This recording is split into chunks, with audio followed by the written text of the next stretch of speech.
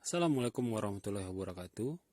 Saya doakan para peserta didik semua dalam keadaan sehat walafiat. Selamat bertemu kembali dalam mata kuliah analisis fisiko-kimia. Pada pertemuan kali ini, kita akan membahas tentang refraktometri. Dalam kehidupan sehari-hari, peristiwa pembiasan cahaya sering kita lihat dan kita temui tanpa kita sadari. Seperti contoh, ikan di kolam yang jernih kelihatan lebih besar daripada aslinya. Dasar kolam yang kelihatan lebih dangkal. Jalan beraspal pada siang hari yang panas kelihatan seperti berair. Serta pensil yang dimasukkan ke dalam air seperti tampak patah. Peristiwa inilah yang disebut sebagai peristiwa refraksi. Nah, refraktometri sendiri adalah suatu metode analisa berdasarkan atas pengukuran refraksi atau indeks bias, yang merupakan salah satu sifat fisik dasar dari suatu zat, yang bertujuan untuk mengetahui komposisi atau kemurnian zat tersebut. Sebelum kita masuk lebih jauh, mungkin kita coba mengingat kembali bagaimana sifat-sifat dari cahaya. Banyak peristiwa alam atau fenomena alam yang disebabkan oleh keberadaan cahaya atau sinar tampak. Spektrum gelombang elektromagnetik yang dimiliki cahaya mempunyai panjang gelombang antara 380 hingga 780 nanometer. Sedangkan sifat-sifat gelombang elektromagnetik dari cahaya yaitu dapat dipantulkan atau refleksi, dapat dibiaskan atau refraksi, dapat dilenturkan atau diffraksi, dan dapat digabungkan atau interferensi. Jika cahaya melintas dari suatu medium ke medium yang lain, maka sebagian cahaya dipantulkan dan sebagian lainnya dibiaskan.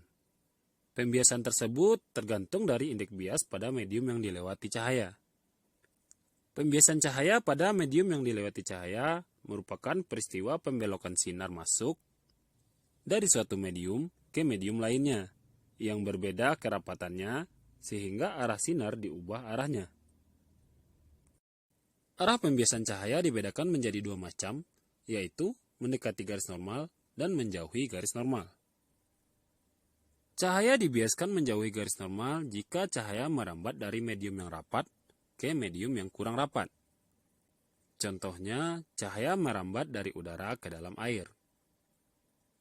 Sedangkan cahaya dibiaskan mendekati garis normal jika cahaya merambat dari medium yang kurang rapat ke medium yang lebih rapat. Contohnya, cahaya merambat dari dalam air ke udara. Hukum tentang pembiasan cahaya dikenal dengan hukum Snellius, yang mengandung poin-poin antara lain. Yang pertama, perbandingan antara sinus sudut datang dengan sinus sudut bias selalu tetap. Yang kedua, jika sinar datang dari medium rapat ke medium yang kurang rapat, maka sinar akan dibiaskan menjauhi garis normal. Selanjutnya, jika sinar datang dari medium yang kurang rapat ke medium yang lebih rapat, maka sinar akan dibiaskan mendekati garis normal. Kemudian yang terakhir, jika sinar datang tegak lurus bidang, maka sinar tidak dibiaskan melainkan diteruskan. Selanjutnya kita akan membahas tentang indeks bias. Indeks bias adalah perbandingan kecepatan rambat cahaya dalam ruang hampa dengan kecepatan cahaya pada suatu medium. Indeks bias ini merupakan salah satu dari beberapa sifat optis yang penting dari suatu zat atau medium. Indeks bias memainkan peran yang cukup penting di dalam beberapa bidang, di antaranya dalam bidang kefarmasian. Pengukuran terhadap indeks bias secara luas telah digunakan antara lain untuk mengetahui konsentrasi suatu larutan atau bahan obat, dan mengetahui komposisi bahan-bahan penyusun dari suatu larutan atau bahan obat. Indeks bias juga dapat digunakan untuk mengetahui kualitas suatu larutan atau bahan obat.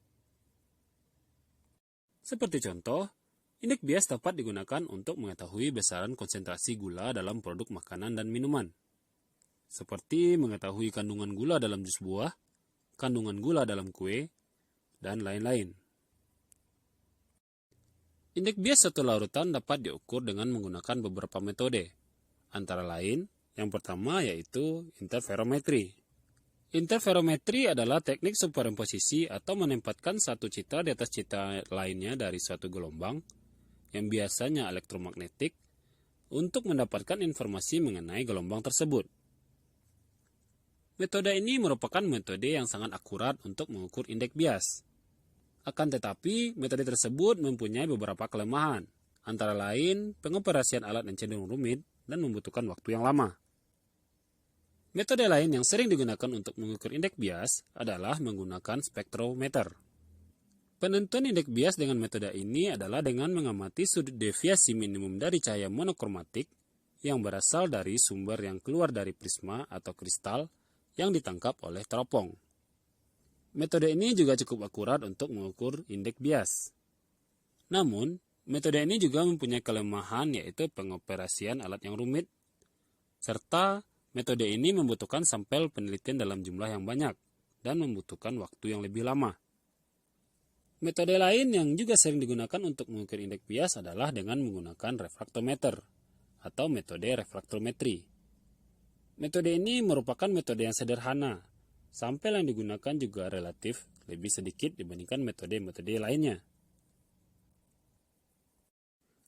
Refraktometer. Refraktometer adalah sebuah alat yang biasa digunakan untuk mengukur kadar konsentrasi bahan atau zat terlarut dengan memanfaatkan indeks bias cahaya dari suatu zat terlarut. Nilai indeks bias dari suatu zat terlarut selalu berubah-ubah, tergantung pada suhu dan panjang gelombang yang dibiaskan. Prinsip kerja alat refraktometer menggunakan prinsip pembiasan.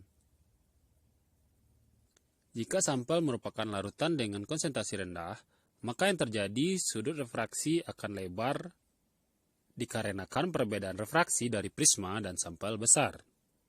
Maka skala yang terbaca akan jatuh pada skala rendah. Sedangkan jika sampel dengan konsentrasi tinggi, maka sudut refraksi akan kecil, karena perbedaan refraksi prisma dan sampel kecil. Refraktometer memiliki beberapa bagian penting, di antaranya prisma, lensa, bimetal strip, dan pemutar skala. Prisma berfungsi untuk pembacaan skala dari zat terlarut dan mengubah cahaya polikromatis menjadi monokromatis. Kemudian lensa berfungsi untuk memfokuskan cahaya monokromatis. Kemudian bimetal strip yang terletak pada bagian dalam alat berfungsi untuk mengatur suhu sekitar 18 hingga 28 derajat Celcius. Jika terjadi pengurangan suhu di bawah 18 derajat Celcius atau di atas 28 derajat Celcius, maka secara otomatis refraktometer akan mengatur suhunya kembali. Yang selanjutnya ada knob pengatur skala. Knob pengatur skala ini berfungsi untuk mengkalibrasi skala menggunakan aquades. Selain itu ada beberapa bagian pendukung lainnya, seperti handle yang berfungsi untuk memegang alat refraktometer dan menjaga suhu agar stabil. Kemudian ada dielectric plate yang melindungi prisma dari goresan atau kerusakan akibat debu, benda asing, serta mencegah agar sampel yang diteteskan pada prisma tidak menetes atau jatuh. Kemudian ada skala untuk melihat konsentrasi atau massa ionis suatu larutan. Kemudian ada eyepiece yang merupakan tempat untuk melihat skala. Dan yang terakhir lensa pembesar, yaitu berfungsi untuk memperbesar skala yang terlihat pada eyepiece. Ada 3 jenis refraktometer yang dikenal, yaitu yang pertama hand refraktometer, kemudian refraktometer imersi atau celup, yang terakhir yaitu refraktometer AB. Hand refraktometer.